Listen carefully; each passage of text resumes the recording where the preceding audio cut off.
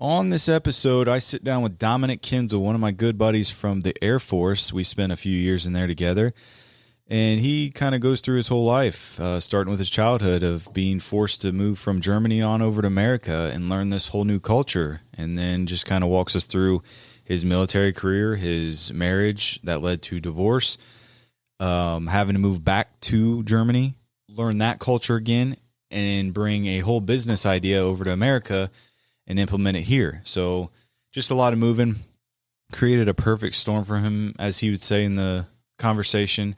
And then kind of we just led into just talking about what he's trying to get into now. He's got his business, but he's now going on a different adventure. And I look forward to seeing his progress.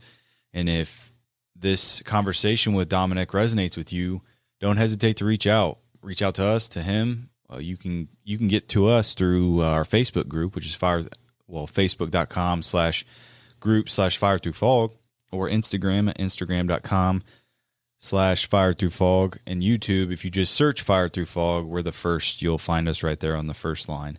So those are some ways you can reach out to us. There's some other ways we're bringing on. Twitter will be coming. Just trying to pump out as much as we can and stay consistent with these episodes. So I really hope you guys enjoy this conversation with Dominik.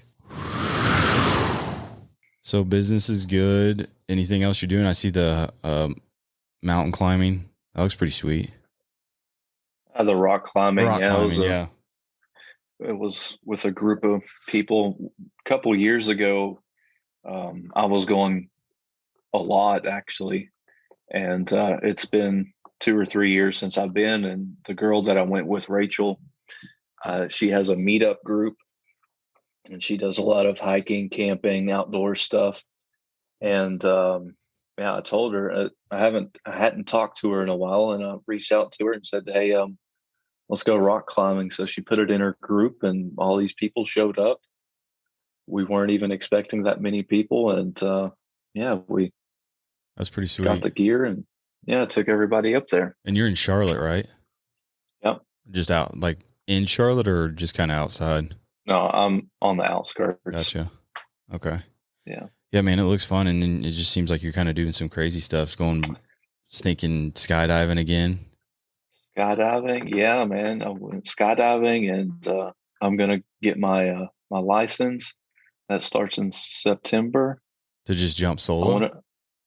I want to do it solo. I want my license. I want my own gear, and like when I go on vacation or whatever, I just take my gear and go skydiving everywhere in the world. That'd be sweet. So like Dubai. Yeah. Every time I think of sweet skydiving, you see those pictures of I don't even know what you call it.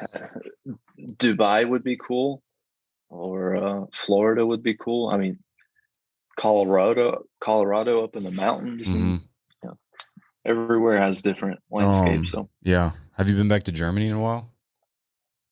I was in Germany last year, right before all this Rona stuff started. Jeez, yeah. So, I mean, were you born there or born in Tennessee? So I was born in Germany.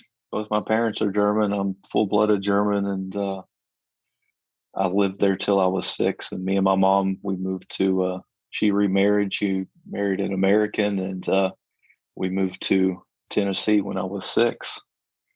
Awesome. And at the time, it was cool. I was a little kid going. We traveled a lot back then too, but it was super interesting. But it brought out a lot of things later on in life. Just kind of getting pulled away from the rest of my family over there when I was little, and we pretty much didn't have any, or I didn't have any contact to any of my German family for close to 20 years. Really? Yeah. How hard was that transition? You obviously probably didn't know any English, right? Yeah. So I was in the 2nd grade. They put me in the 2nd grade when we moved here. I didn't know any English. And that was also a super difficult time. I mean, as you're a kid, you just do what you do. You're a kid. But I mean, I hated school, and I had my own like private teachers bilingual teachers to Mm-hmm. help me learn English and catch up and stuff. But um, probably till about middle school, I was always in, I don't know, these weird classes with the slower kids. Nothing against slower kids or handicapped children. They can't do anything about that. But I was put into those classes, and it always made me feel stupid. So I put zero effort into school, and Yeah. school always sucked. So Oh yeah, wasn't my place. definitely. I mean, I hated Yeah, school, and I was born in America, so I couldn't imagine how hard yeah, that was. I mean, you yeah. probably had dealt with people So bullying you and all that crap. no, No. honestly, I never had any problems with bullying. Everybody, I grew up in Tennessee. It's a small little mountain town. So, everybody always thought it was cool. But once we started getting older, everybody, they just make German jokes and stuff, and I don't Yeah. care. That stuff doesn't Yeah. bother me. It's whatever. But, you know, I later on in life, I'll get to it later, but I ended up moving back to Germany. So when I'm in America, I'm the German, but when I'm in Germany, I'm the American.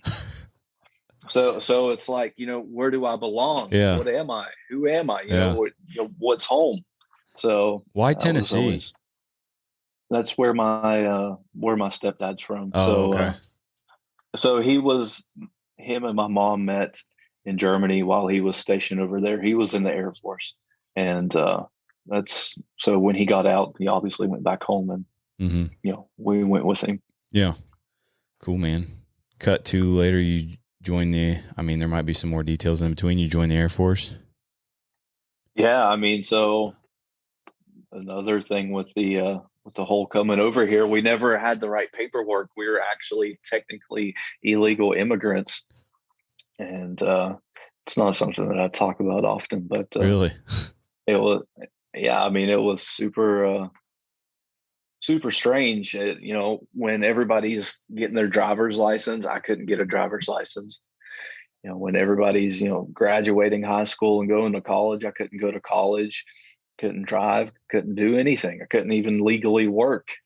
So that was another super difficult part of my life. And I just did what I had to do. And eventually someone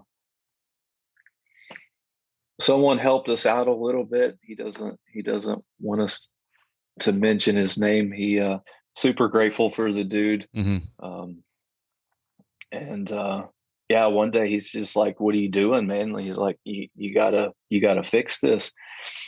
And he's like, "Go to an immigration lawyer and tell me how much this is going to cost, and I'll write you a check." And the next day we went to a lawyer and figured everything out, how much, because it was the money that was holding us back. I mean, Mm. we ended up paying like $20,000 Wow. just for a green card. And yeah, I was, finally got that by the time I was 21. So I was pretty much, it You was didn't get that till always you were super 21? difficult. I was 21. Wow. It was, you're in America, you're in the freest country in the world. You can do anything and everything. But I was like a bird locked up in a cage. I couldn't do anything, Wow. you know?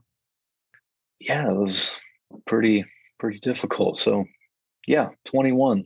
And then ended up joining the military, got married 2 weeks before basic training, joined the Air Force. We moved to Charleston. Um, Ended And up getting my citizenship. I'm sure you guys remember that. I don't know if you were there. I don't Tiff remember. Tiffany made fun of me that day, the way I said I was going to get my citizenship. Oh, really? It might have been Yeah. right before I got there. So yeah. I don't know. So yeah, that's where we met.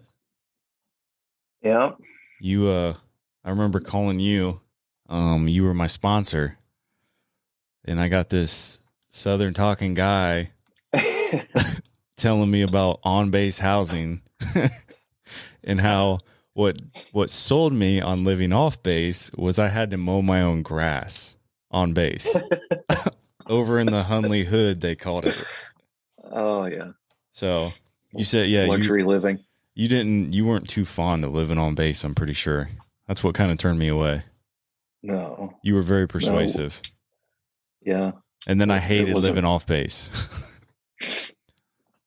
How many times did you guys move?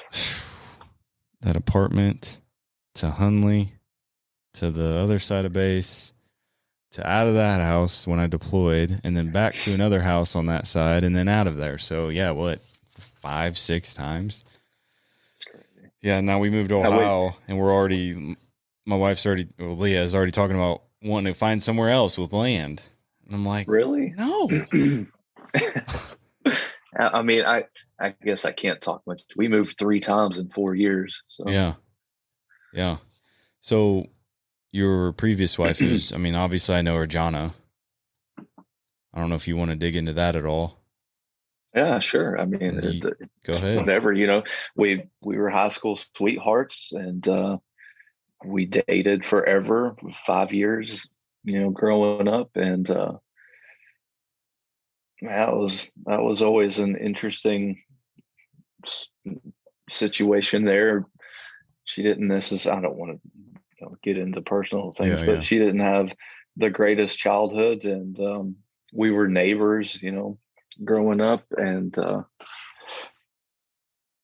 I'd sneak her over into the house, and to kind of help her out and protect her, just to get away from that whole situation over there, and yeah, I kind of took care of her for quite some time, and yeah, we got married 2 weeks before I left for basic training.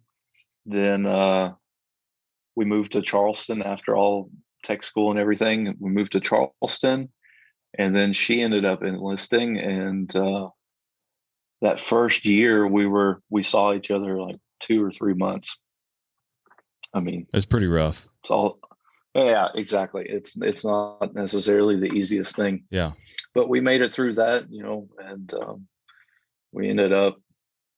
I don't know, as 23, 24, 25-year-olds coming from pretty much nothing. Mm-hmm. We were living a pretty good life. We ended up buying a house. We both had, I had my truck, she had her cars, and the dog, the house, the furniture, and we were traveling, we were doing our thing, and yeah. Yeah. And then I'm trying to think of how to put the story together. Yeah. So, public health was never my first choice of career there in the Air Force. I always wanted to do something fun, exciting, traveling, Mm-hmm. I remember adventure. That. I wanted to deploy. I volunteered to deploy. I joined the military for a reason.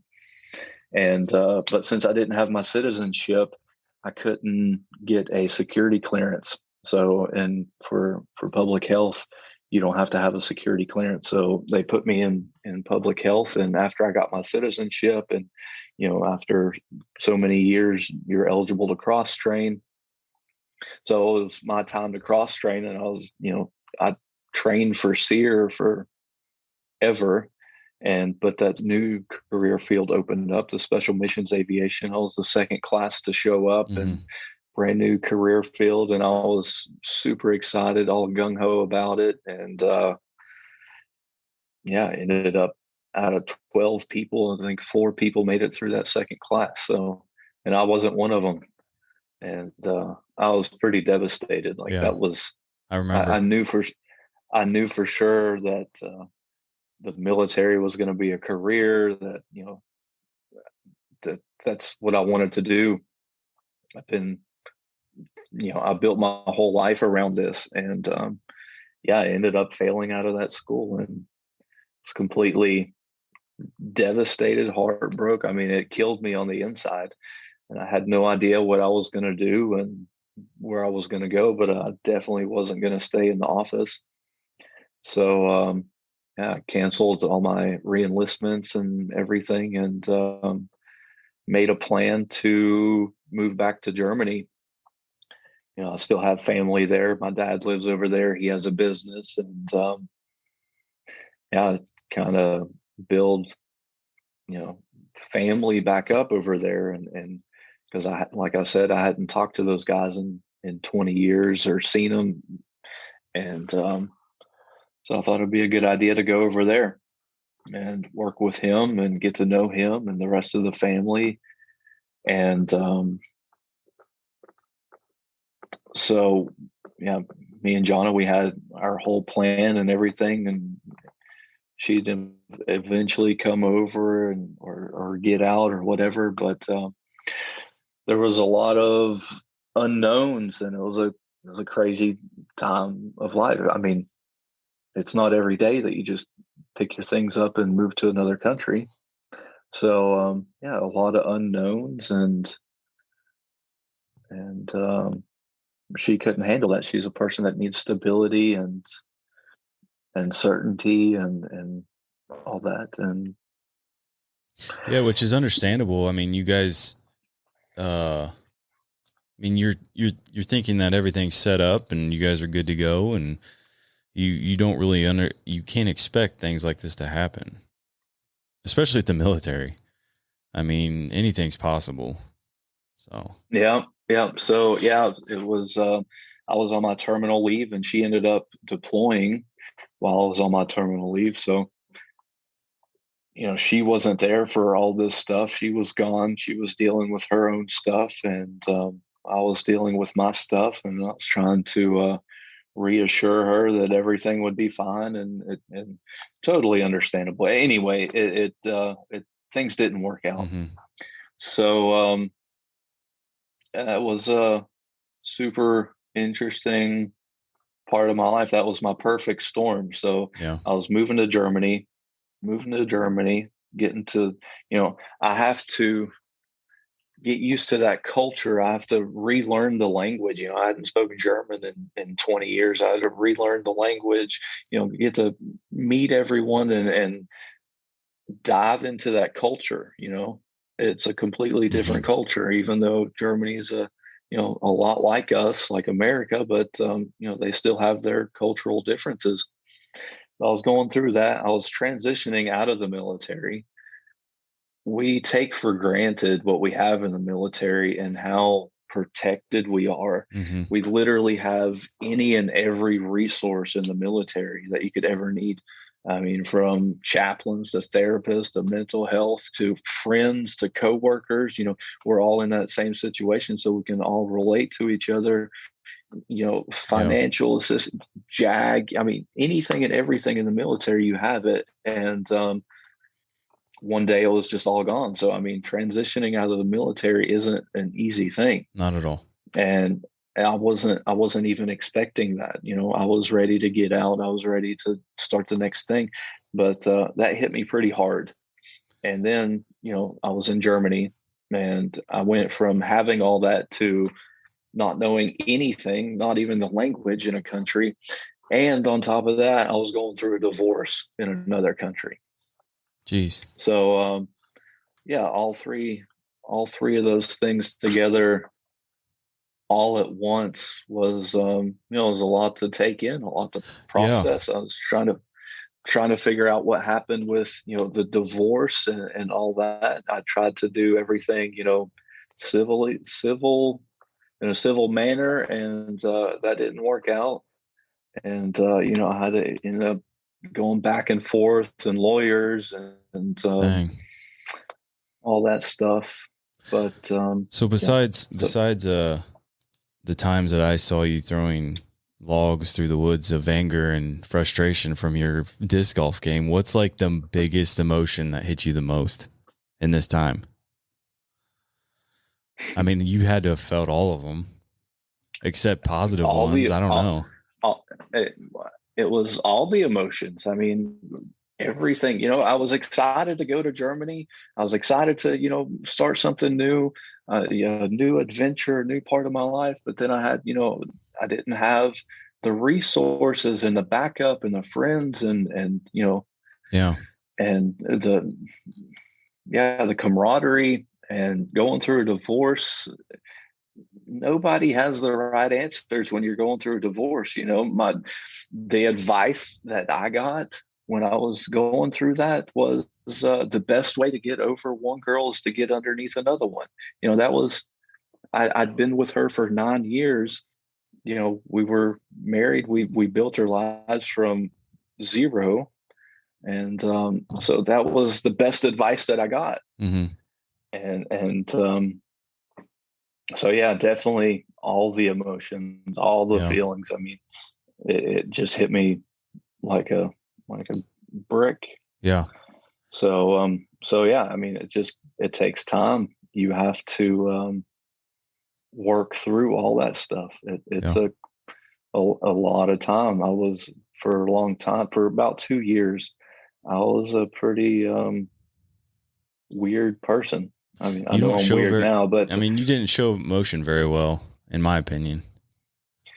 yeah, well, it was a lot of inner work. It was a lot of reading, studying. I went to seminars, I've went to classes, I've talked to therapists and counselors. I mean, it was a lot of work. Did you ever So just want to throw the flag in or anything? yeah, I mean, there was so when I was in Germany, there's a bridge, a super high bridge that you drive over on my way to work. There's been days where I thought about just slamming into the wall of that thing and shooting for the water. I mean, Wow. there's been days, yeah. Dang, man. I mean, yeah. That's crazy. So, I mean, you were going over to Germany, from what I remember, which obviously you have a company now, is to go learn your father's business, right? And to bring it over to America.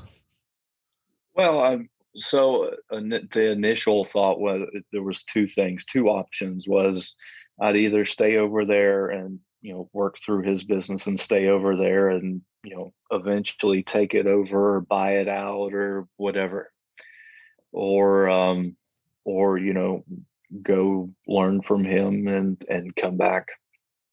And yeah, I actually thought I was going to stay over there, and yeah, so I was working over there and learning everything over there and Mm-hmm. doing the German stuff, and I was living just like a German. I had to follow all the rules and laws and all the paperwork and stuff. And Yeah. so yeah, I went to the first couple months I was there. I went through language school to learn the language again. Then I had to do so all the Germans go to school over there. Doesn't matter if you're a janitor or if they have like technical schools, kind of, yeah, like the tech schools for Air Mm-hmm. Force. And so I ended up going through one of the tech schools over there, and yeah, working in the business. And I just growing up in America and serving this country, I missed my freedoms. You don't think about Europe as not being free, but it's a completely. I highly recommend everyone going over there for vacation and checking it out. But to live over there just wasn't for me anymore. You have to have a license to use a chainsaw. You have to take classes and courses to go play around the golf. You can't just go play golf. To get a driver's license, I mean, it was absolutely insane. First off, it's outrageous expensive. I had to get a German driver's license. The tests for that stuff, I mean, absolutely insane just to drive. And, not everyone drives, and the universal health care and man, it's just everything. The wages over there, the cost of living, the cost of food, it just didn't make sense to me. Mm-hmm. I was a little claustrophobic over there. And yeah, so dad also has a cleaning business. So I worked through the whole thing. I wasn't just, sitting beside him all day. So, I worked with people out on jobs and things, and started to notice what types of people were out there. So they were immigrants. Germany also has a lot of immigrants. And so there was a lot of immigrants working. There was a lot of just single parents or divorced people. There was veterans out there, trying to make it by. And yeah, one day it just hit me. I was like, I am these people, you know, I am the immigrant. I am, the veteran. I Mm. am the, married and divorced. And I was thinking, I was like, man, I could really help these people. And so I decided to bring everything back over here, moved to Charlotte, and started the business here. So my goal was, obviously cleaning toilets isn't the most luxurious job out there. So I knew what kind of people I was going to get. And my goal was to, use this job for these people as a stepping stone for their next thing, Hmm. to make these people better. And, I could help them or coach them. I've been through all this stuff, what they're going through. And, yeah, to help them out. It's pretty cool to hear you said you've been through all this stuff, but I haven't heard you say like I claim to be or I labeled myself as that. Because I mean, I don't like labels because I'm someone that like you shouldn't be labeled or your past shouldn't define who you are currently. And I can definitely see that in you. If you're going to stay in that phase, it's just how you're going to feel the rest of your life, basically.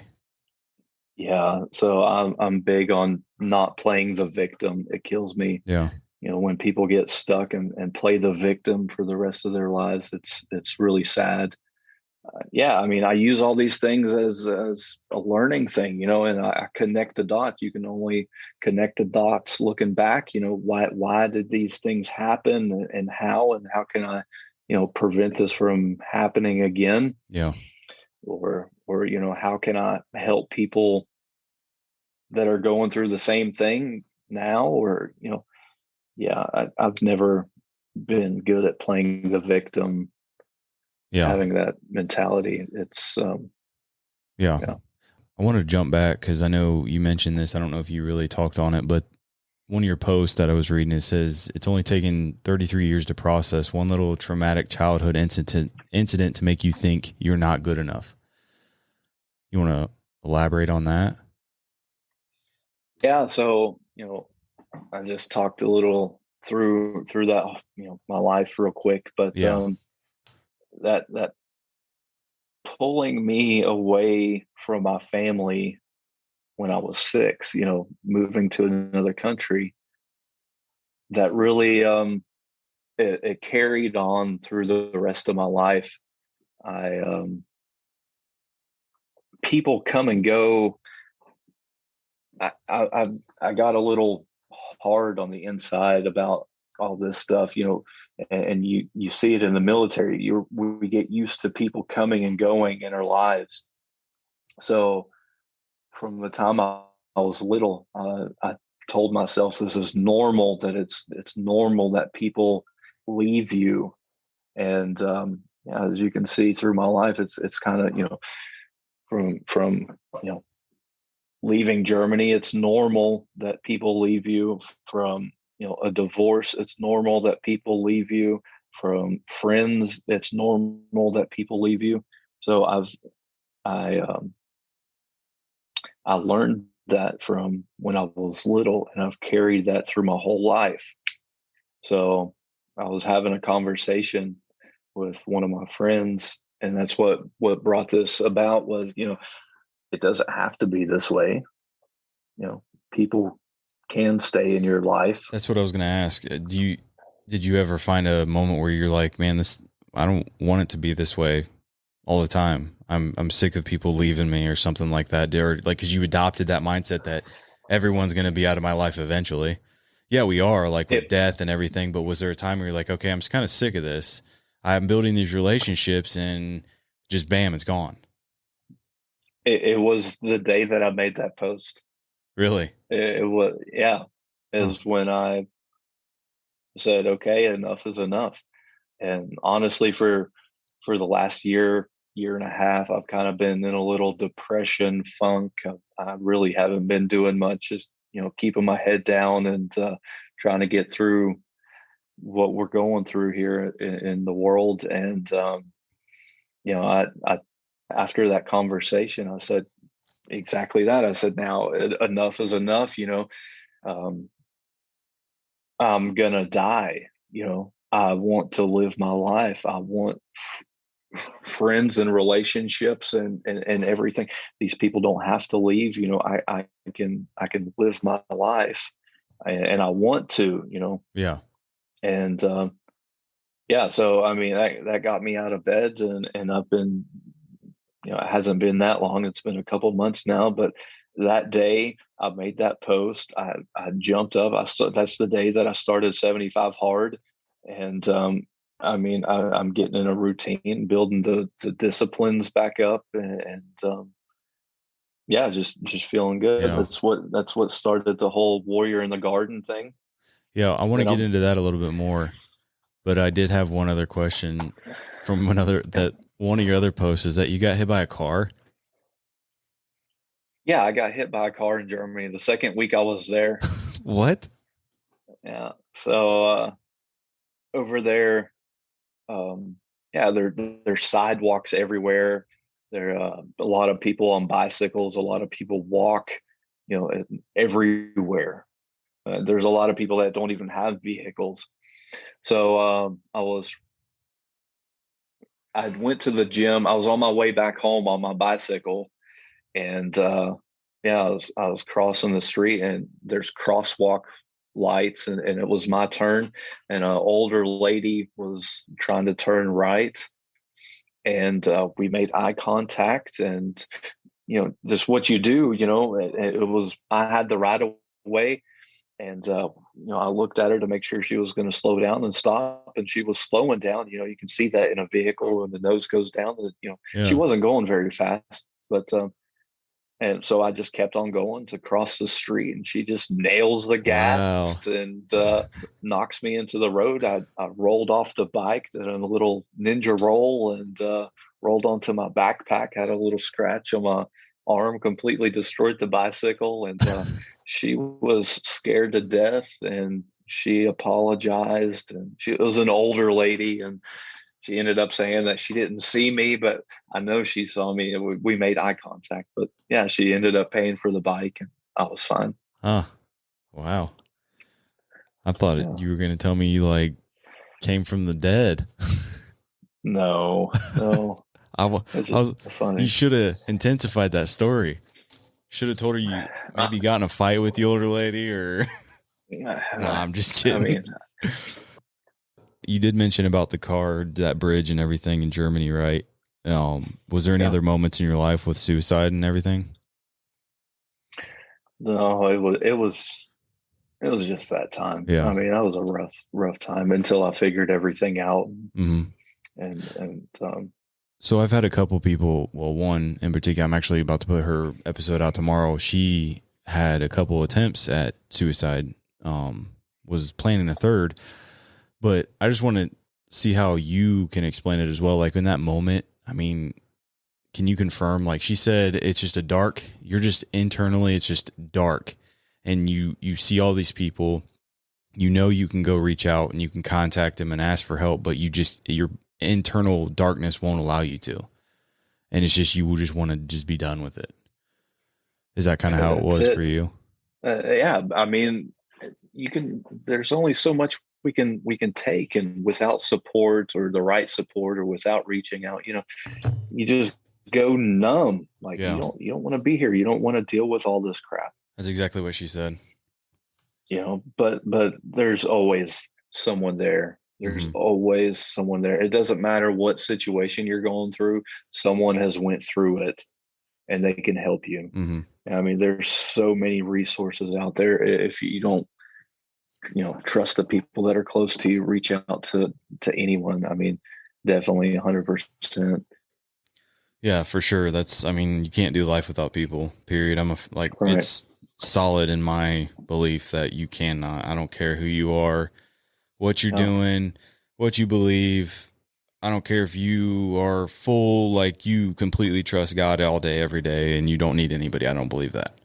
Like you have to do it with people. Yeah. So, um, Yeah. Even if you get, sometimes it's crappy advice, but people are there. There's always someone that can help you out, no matter what yeah, it is. And yeah, you just got to keep on pushing. definitely. So, I mean, before we kind of transition into your warrior in the garden and everything, because I'm intrigued on your development, I guess, because I mean, I'm in that same space as you are right now. We're trying to create some stuff for ourselves, which I'm pumped for you, and I look to help you in any way possible. But was there anything else in your life, any other fog or anything that you want to talk about? I'd like to, I mean, because there may be someone out there that is experiencing the same stuff as you did or as you are. So just anything, man. No, that's pretty much all of my Yeah. foggy Yeah. areas in life. It's just, you gotta break these situations down, and you have to put them into perspective, and you have to figure out why this happened, Mm-hmm. and how you can push through this. With a divorce, usually people, the divorce rate is through the freaking roof. And when you talk to people that are divorced, it's, I hate him, I hate her, what a piece of crap, I hope they die, and all this stuff, all this negativity. But at one point in time, you loved that person, you Yeah. married that person, you have to figure out why it happened. And the biggest thing is, you have to forgive. Yeah. You have to forgive yourself, because it's obviously two people in a marriage, so you have to forgive yourself because you screwed up too. Mm-hmm. And you have to forgive the other person. Mm-hmm. We do the best that we can with the knowledge that we have. For She did the best that she could with what she knew. Yeah. She did what she thought was right, and I did what I thought was right. I have no hard feelings anymore. I'm completely done and over it, and I wish her well. Yeah. There's no reason. You know, Obviously we didn't have kids, so that made things a little easier. But Mm-hmm. it drives me crazy when people hate that other person. At one point in time, like I said, you were Yeah. married, you loved that person. So, So, I mean, I was going to ask, you know, you kind of answered it, but I kind of I know a little bit of the situation at the time I was there. We were pretty close, and I don't know exactly what all happened, but what could you tell someone that is in your shoes? Kind of wasn't your choice for this to happen, really, but you just did kind of say you got to take responsibility because you may have went wrong at one point, but at the time you probably felt some resentment and that it wasn't fair. So, what would you tell someone that's kind of in that same situation that thinks like they didn't have a choice, that I like you probably didn't want to get divorced. You probably wanted it to work out. So for someone else out there saying, I don't want to get divorced. I want this to work, but it's not going to happen on the other side. On the other side, it's done. put it into perspective, relax. First off, we're in such a high emotional state. We're going crazy when it first happens. Relax, put it into perspective. And if the other person doesn't want it to work out, that it'll never work out, Mm-hmm. then move on. You know, people, people do come into your life for seasons. People teach you stuff. Sometimes people stay for a day. Sometimes people stay for a week or a month or for a couple years, but people do come in seasons. So that season's over. Mm-hmm. It's time for another one. Now you can, I don't know if I'm allowed to cuss on here, but No, now go you ahead. can, now you can you can live your life without the nagging and bitching. Yeah. You say whatever you want, man. Be authentic on here. You haven't listened to the most previous episodes then. No, Yeah. no, I haven't. Yeah. I actually have I have a pretty bad mouth, but Hey, it's all right. I cuss. So Go ahead, let it trying out. to Just let control them all myself. out. No, no, It's funny because I it's all tell right. people, the people, my family and friends that I've had on here, they've all kind of stayed a little quiet and humble with the mouth and stuff. But then I get people from the Lion's Den that's just like, just let it loose. Floodgates are open. And they ask me, I was like, what can I say? What can I say? I'm like, I don't care. I'll just, if you got something to say, I'll put explicit on it. Not for little ears. So funny. Yeah, man. So yeah, if you don't have anything else on that, I want to hear some about your little adventure you're going on right now. So you got something going called Warrior in the Garden. Yeah, so it's a little saying. It's better to be a warrior in the garden than a gardener in the war. Mm-hmm. So, um, obviously, I've experienced a couple things in my life, and people go through life in constant chaos. You know, they hate their job, they hate their husband and wife, they hate the kids, they hate their job, their employees, or whatever. You know, they're fat and out of shape and eat like crap, and we're in constant chaos. You know, we're constantly unprepared and yeah, not ready for life. So Yeah. that's obviously the gardener in the war out. And I want to live my life in a way that I'm prepared for whatever comes, that I can handle any situation. And so it's still this thing that I got going on. It's still in the works. You know, I want to go on trips. I'm starting to make my YouTube videos and talking about this stuff. I still need to get back. I still need to get back to you on that one. It's a whole new learning curve. That's I could like this is I could talk to you for hours. I could talk to anyone on the phone, or I've given briefings to the entire base, you know, in front of thousands of people. Public speaking is no problem, but talking to myself into a camera is the weirdest thing. Because you got to look at yourself. You got to look at yourself, and you got to look at the camera, and then you got to think about what you're saying and what you're trying to, you know, what you're trying to teach. So I want to make these videos to give out little nuggets. Yeah. And you know, to help people out. And we're in a crazy time in life right now in the world with everything going on. So people need help. People aren't used to, people don't know how to manage the chaos. Yeah. So, you know, obviously I think I have a little experience in managing the chaos. I was going to comment on that. You definitely have been, from what I've known and everything, our time together, is like you limit your space in those moments of extreme emotion, I should say. I mean, maybe I don't know everything that's going on inside, which you've mentioned that you've wanted to just be done with it, but I commend you on that. Just kind of limiting your time in that space. That's the biggest thing. I mean, people just get stuck and drown in these, like a petty emotion, something they're upset about could just be done at the snap of the finger, but they just drown in it because it just piles on and piles on and piles on. And this one little thing's wrong. Now this is wrong. Now that's wrong. Now this is wrong. And it just compiles and just drowns them. And they don't get up and go work out or go on a walk, or they go eat, and it's not good. Yeah. People don't know how to control the chaos. They don't know how to be the warrior in the garden. Yeah. You know?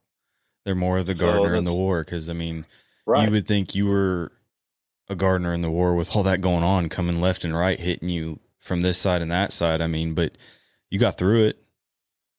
Exactly. Yeah, exactly. Progress is everything in life, or it is for me. You know, I'm constantly striving, you know, for the next thing, next adventure, next mission, whatever it is.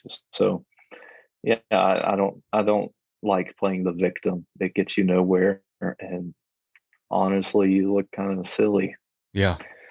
It kills me because I So mean, when I've been in, I don't want to say I've been in this space for a long time, but you and me are kind of similar. We've tried doing different things. We've been watching the same similar people, kind of doing similar things, but it's so much easier and so much better to always wanting to be developing yourself in a positive way. I mean, it's so much easier. And I try to help people. I can't force people because obviously we need people on this earth to, what do they say? We need fry cooks. We need the negative people. yeah, Because if we were all positive, if we were all trying to develop each other's, if we were all being the best version of ourselves, one, this world would be amazing. And right. two, Yeah, I mean, we wouldn't, yeah, you wouldn't have all I don't know. I don't know what would happen. Honestly, like yeah. you'd have a great It, world, but I guess we can't have that. no, it doesn't work like that. It's you're always going to have 10% at the very bottom, hmm 80% in the middle, and then 10% at the very top. Yeah. So, And you're always going to have those people there's that 10% trying to drag you down. But if you stay right. focused, and it's just all in the mind, it all starts with the Yeah. mind. It's crazy. Cause I mean, I'm starting Yeah. to really notice that Yeah. lately. It really is. I mean, that's how you change the world, is by changing yourself. hmm So cool. So, So yeah, so your main purpose is just to kind of give a little your perspective on some things, just to kind of improve yourself and help people be that warrior in the garden. right. So I want to guide people through life. I don't necessarily, I mean, there's different terms and they're pretty much all the same. There's coaches, life coaches, and hmm all that stuff. But yeah, I like the term guide. That is a good one. Yeah. So yeah, it's the infant stages, just trying to get everything a little organized, and I'm still trying to get myself organized on that whole thing. So I look forward to it'll get following. there. Yeah, I look forward to following. And I mean, I'm in the same stage with you, so Right. we're tiny right now, but you just got to stay consistent. That's That's all. it. That's the only thing Yeah. I know is just consistency, and Yeah. you're gonna want to quit. I want to quit almost. I'd say every other day, but then Yeah. it's kind of crazy because I'm really starting to discover. People say that you were placed on this earth for a reason.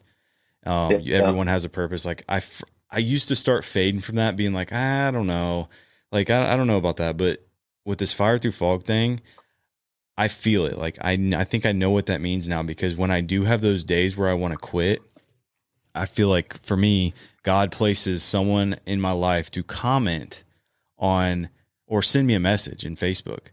I mean, there's a guy that I talked to him down in Charleston quite often. He worked in PT, so we would talk off and on, and it wasn't like anything consistent. Never really hung out like kind of me and you did, but he Hmm. was still cool to have a conversation with. The other day, I'm sitting there like I am wanting to just sit there and quit on this because I have no idea what it's doing. I feel like I'm wasting my time. I get a message and he's just commending me on it and saying he loves what I'm doing with the podcast. It's a great thing. So it's just those little things. It's like God being like, you're not done. So Right. I'm definitely Yeah. invested. I'm all in. Yes, we are going to have those days. I mean, you hear it from all the big shots too, saying they still have those days, but staying Right. consistent and doing things that you're supposed to be doing when you don't want to, basically. Yeah. So Exactly. yeah, I look forward to helping you out where I can, and Yeah, I'll man. I continue to appreciate that. following you. Yeah, and we've said this before, but we need to get together. Yeah, you need to come down here, Why do I got to go down there? because I'm this just is kidding. where Yeah, all the people I from know. Ohio come down south. So It is true. I don't know if I want to be here in Ohio for the rest of my life. I'm telling you that. I miss the South. yeah, come on down. Yeah, We do need to go visit. last year, a couple of us got together in Charleston. Talked to Larkin all the time. I talked to Jake. I see Jake all the time. Yeah. Yeah, you're the only one that's out of the picture. Because I'm way the heck up in the heart of the United States. Come on down. All right. We'll figure something out. I got 3 All kids right. now. I guess that can't be an excuse. You haven't even met. That's right. You haven't met. I think you've met I Gallon haven't and met Grayson, right? yeah, I've met both of them. Yeah. Yeah, just not the little girl. You want to Yeah. add anything else? No, man. Appreciate you having me on here. No, Awesome job. Great. Yeah. I think it's cool what you're doing. And I appreciate it. yeah, like you said, just keep on pushing. Yeah, let's collaborate. Let's help each other. Okay. All right. If you got anybody, send them my way. Maybe I can come up there and we can make a little video. Okay. Or I'll come down there. I have Or been you can meaning to come get down down here. there. We have wanted to go to Charleston, but You're family, man. That's what you got to do. that's right. That's right. Well, I'm going to cut this off. Sounds Appreciate your time, man. good. Yeah. Thanks for having me. Well, there you have it. I hope you all enjoyed that conversation with Dominik. He had some pretty good life lessons and pretty great life experiences to learn those life lessons. He just said basically to go over what he was talking about is when you face all this chaos, you have 2 choices. You either sit there and play the victim, or you put things into perspective and relax and start taking responsibility and looking at the whole picture and just starting to chisel away at things to bring yourself back and become that warrior in the garden is what he's kind of saying, because we'd rather be warriors in the garden than the gardener in the war. And those are your basic 2 options. So when you face chaos or trauma, kind of like some of these stories we've had with Fire Through Fog, you got those 2 options. Either basically, like we've said before, you either live or you die. You can reach Dominik on Instagram, Kienzl. It's DKIENZL, or warrior_in_the_gardener_official. So Warrior in the Garden Official. You can reach out to them there if you want to talk to him more, elaborate on some other things, or if you're kind of going through some of the stuff that he experienced, reach out to him. If you are having trouble reaching out to him, just reach out to us, like we said, through Facebook, Instagram. YouTube's got all the links that you can get with us too. So again, reach out for help. We are here for you.